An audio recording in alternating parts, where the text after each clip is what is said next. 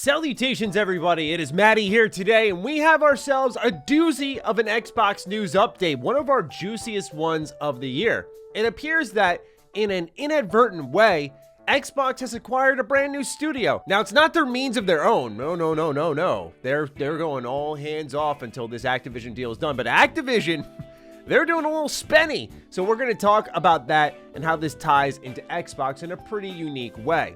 Not only that, but we have a response from Xbox on the Bethesda controversy. For those who missed the video, we posted right before the week of all the big summer showcase coverage, a whole bombshell report on the truth behind Fallout 76's terrible development cycle, and it dates back to even Skyrim, where there was a crunch culture within Bethesda game studios. And now they have responded to that very report with an all-hands-on-deck meeting at Xbox Game Studios. What does this mean for the future of those teams? We're going to talk about that today. We also have some news in all of this Activision conversation on Overwatch 2. So welcome one, welcome all to a spicy Xbox news update. If you're new here, welcome. Thank you so much for joining me. Consider subscribing if you're new. With that, let's dive in with story number one. Blizzard buying Proletariat. This is no small purchase. Proletariat is a Boston-based studio who is responsible for the development of Spellbreak. This is a magic-based battle royale. I played this game when it first came around. It was exclusive on the Epic Games Store, and I thought it was pretty rad. I enjoyed it quite a bit. It was one of those short-term bursts, though. For me, I thought, you know what, I'm just not into Battle Royale, but this could be kind of interesting for those who are trying to get into that genre, but it appears that it has failed. The reason for that is in a blog post, it was confirmed by Proletariat that they are moving on from the game, and in 2023, they will be working on something else, but that the servers for the game will be shutting down, unfortunately. This is why I just don't trust modern gaming. Games can just go, see you later, at the snap of a finger, and that's it. Goodbye. See you later. Spellbreak was fun. Lost to history. But afterwards, GamesBeat steps in with a report on the future of Proletariat, and it was confirmed by Mike Ibarra, the president of Blizzard. So let's read. Blizzard Entertainment says it plans to acquire Spellbreak maker Proletariat to beef up the staff on its massively multiplayer online role-playing game, World of Warcraft. Under the deal, Boston-based Proletariat will become part of Blizzard, and its team of 100 people will begin working on World of Warcraft, including the Dragonflight expansion coming later this year. Spellbreak, a battle royale game where wizards and witches cast spells at each other, will be sunset, as I said earlier. Here's where Mike Ibarra confirms things with the following quote. We are putting players at the forefront of everything we do, and we are working hard to meet and exceed their expectations. A critical part of taking care of players is taking care of our teams, making sure that we have the resources to produce experiences our communities will love while giving our teams space to explore even more creative opportunities within their projects. Proletariat is a perfect fit for supporting Blizzard's mission in bringing high-quality content to our players more often. Now, the report goes on to talk to CEO of Proletariat, Seth Savak, where he says, I asked if the company hesitated on the deal because of Blizzard's weakening reputation, which has taken a hit in recent years. I mentioned the sexual discrimination investigation, the criticism of the Shadowlands expansion, the departure of numerous well-known developers, and other loss of talent. Quote, we had a very kind of open and transparent conversation about this, Savak said. And I think that the Blizzard team recognized some of the challenges they've had. In some of the earliest conversations, we discussed just how they were looking at continuing to improve the culture and continuing to make a great place for developers to work. He said, that was encouraging. Obviously, there's a lot of work to be done to continue to make an awesome place for developers to work, but we were pretty happy and satisfied with the direction that the teams are going, end quote. So what this means is, provided this goes through, it now wraps them into Activision Blizzard, which in turn means that when the deal is done with Activision and Xbox, that Xbox now has this studio. It appears that Proletariat's already going to be rolled into a support team for World of Warcraft. This is actually important because this is an MMO that a lot of people love, but have been pretty displeased with the direction it's gone in. It's slowing down content updates. Look, all I'm going to say is, y'all out there need to learn the ways of RuneScape. Who cares about World of Warcraft? I remember in my heydays, the early 2000s, it was RuneScape Classic versus World of Warcraft, and World of Warcraft soared above and beyond with its subscription fees. Meanwhile, RuneScape was there, free. They did have a subscription option, a membership option. I was a member, but They had it there. You could play it in your browser. It was an excellent game, but everyone turned a blind eye to it. All I'm saying, RuneScape's still around, so if y'all are sitting there wondering what you're doing with your life on World of Warcraft, it's just my suggestion.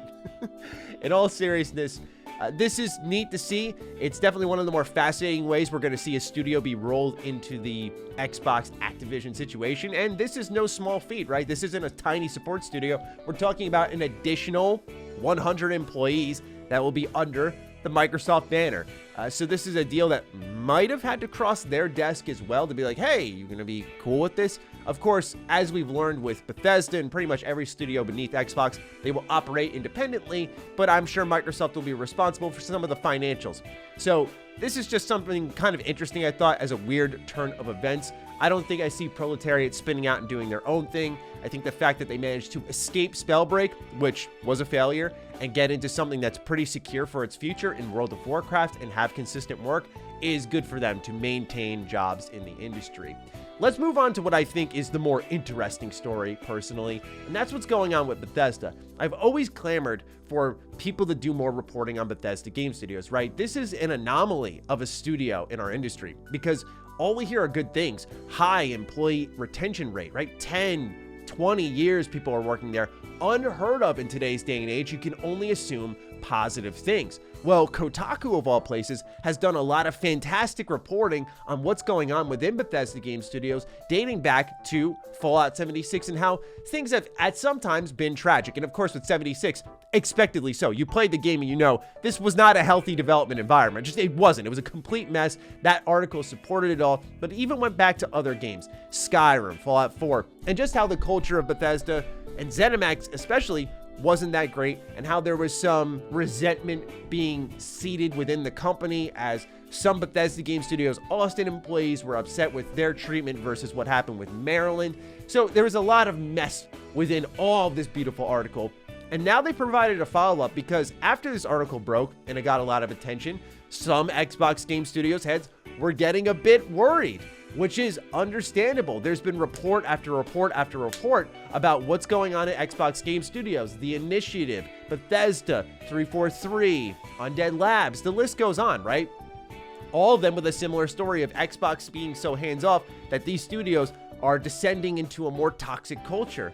And so now, after this all-hands-on-deck meeting, we have some comments from Matt Booty on what the direction is for Xbox's set of teams. At an all-hands meeting on Thursday, Xbox addressed the growing employee concerns about labor conditions at Bethesda Game Studios and its parent company ZeniMax. Matt Booty, head of Xbox Game Studios, said he was confident that the studio was not crunching and that it was unfair to attribute crunch culture to only Bethesda. In a Q&A, Booty was asked to address the Kotaku report from earlier this month, which documented troubled working conditions at Bethesda and ZeniMax during the development of Fallout 76. He said that Xbox took crunch reports about the studios seriously, but added the challenge with a lot of these articles is that they look backwards, sometimes pretty far back in time. While Kotaku's report mentioned the crunch occurred on older productions such as Skyrim, it mainly addressed the crunch that took place in 2018 on Fallout 76. Kotaku was independently able to verify the contents of this meeting by viewing a recorded video. Crunch culture is, if you go back 10 years ago, a little unfair to put that on one studio, said Booty. It was just part of the industry. I don't say that to justify it. I'm just saying it was a part of the culture of the industry. I literally slept under my desk early in my career, and we looked at that like a badge of honor. Booty said that the working conditions detailed in the report were in the past. I know from talking to Bethesda leadership that we do not have a situation where people are crunching and we've got this bullying atmosphere. I'm confident about that. He acknowledged that crunch could still take place without his knowledge, and that employees needed to trust Xbox's internal processes. He said that Xbox's human resources department would be willing to listen to employee concerns, and that all studios had support groups for individual disciplines. There's avenues for them to report that anonymously go back to us that goes through HR, Booty said. We have to rely on those independent systems of checks and balances. Since the Xbox HR department is employed by Xbox, it could hardly be considered an independent entity. The Xbox head said that overtime should be kept to personal excitement and passion and not a mandatory aspect of the production scheduling. At this week's All Hands, Booty did not mention what actions Xbox would take if studios behaved in a way that did not align with his stated stance against crunch. Okay, Xbox. So this has been a developing issue on paper, it seems. None of us have really the hands-on experience, but we're consuming a lot of content right now that, as I said before reading all this, is telling us the same story, which is that Xbox game studios are kind of managing themselves into the ground, and a lot of people look at Xbox and say, why aren't you doing anything? And they're trying to go hands off so they don't make a studio worse by over controlling them. And I understand and respect that, but when things start to get toxic, of course that calls for some type of addressing of the issue, which is what they did here. The question is, looking to the future, is what they said enough? Now, I do kind of co-sign what Matt Booty said, right? I do think the idea of crunch being reserved for people who are amped up for a project makes sense, right? If you are going to be in love with what you're working on, you want to put in those extra hours, far be it for us to stop, right? I think all of us out there, any of you watching this, I don't have to speak from my own experience, have had something you've been creatively energized on, and you've put the extra man hours in just because you wanted to. And that's a special type of energy that you get, right? There's no better feeling. Not walling that off, I think, is a good choice. Allowing people the freedom that if they are passionate about something and they want to put in the work, they can. The key is the social environment. Making it where people can feel okay that they clocked in, they did their 9 to 5, and they left. Not that they aren't doing what the guy in the back's doing, which is staying till 8. And putting in the extra man hours. Be like him, be like her. No, that's where things become a people issue. And that's where it's tough to manage, I imagine, for literally any studio, because we can only control people and their behaviors so much. That said, Xbox saying, well, I talked to Bethesda and we've been affirmed that there's no situation with crunch and this type of culture. What are they going to say? Yeah, hey, Matt, you're right. We are being complete assholes to everyone here. We are forcing people to work 14-hour days. It has been awesome because Starfield will come out a couple of months early. It's interesting that this has become a thing in our industry because it's so creatively energized that you want to put in the extra hours. But what happens is if you don't pace yourself and you start to implement those crunchy type of hours, typically you get the worst work out of people. And that's why you're seeing the industry in some pockets of the world go to 4-day work weeks, because companies are finding it that when your employees are more refreshed, go figure that they actually work a little bit better. Now, that's ideal for certain circumstances. We've seen Eidos Montreal be the biggest studio to take this on, but I imagine more indies would flourish from this work cycle a bit better, being that their games aren't as large, being the fact that their games aren't as expensive, so they can take that extra time to have some time off, whereas AAA production's getting bigger and more expensive and they need more men on deck to get the job done. My question really is what's going to happen when the next report rolls in, because undoubtedly there's blood in the water right now. The journalists are a bunch of sharks. They're around. They're like, oh, we got something here for sure. People are willing to talk, willing to chat. I can't imagine the rest of the Xbox game studios are perfect. It's a perfect storm for a game journalist to take a story and make something of it while there's a lot of attention on it. So they're going to continue to dig. I'm not saying that like it's a bad thing. They're going to continue to dig. And Xbox is definitely going to be on their heels defending this for a little bit. And I think what's so fascinating about this is for many people, none of this would matter if the games were coming out. So maybe it's a good thing that it's coming to light here and now so they can address this and then start pumping out some games in a healthy manner. We'll see in due time. Last story of the video we're going to talk about is Overwatch 2. So we learned at the Xbox Bethesda showcase this was going to be free to play. Now they've made another significant step forward that goes back on the previous promise when Jeff Kaplan was working on the game as a director. So the team behind Overwatch 2 did an AMA over on Reddit, and the game director wrote, We're using the term early access to indicate that this is just the start of many new things coming to the game. We're launching with new heroes, maps, and features, but there are even more coming seasonally. Every 9 weeks, we recently released a roadmap detailing some of this content with a new hero coming into Seasons 1 and 2 and a new map in Season 2. Additionally, larger pieces of the game that have always been as part of the vision for Overwatch 2 will be released to the part of the game as part of the live service, including the launch of the PvE campaign next year. When Overwatch 2 launches on October 4th, it will be a replacement for the current live service. Now, what Jeff Kaplan said when they announced this sequel was that it will be a shared multiplayer environment where no one gets left behind, and that Overwatch players will experience the same heroes and maps as well as cosmetics as players in Overwatch 2. Now, I think what's so hilarious about this is, number one, it's saying it without saying it, that early access is literally a marketing term. Like, I've never seen it be so direct from a developer that I thought it was actually pretty hilarious. But I think the reality is the stupid decision from the start of this all was to call it Overwatch 2. They should have just made it a big update to the original Overwatch. Then if they were going to do Overwatch 2 and the team said, this is what we want to do, you should have, as you would with the sequel to the original game, is leave the original in the past, not try to merge them together.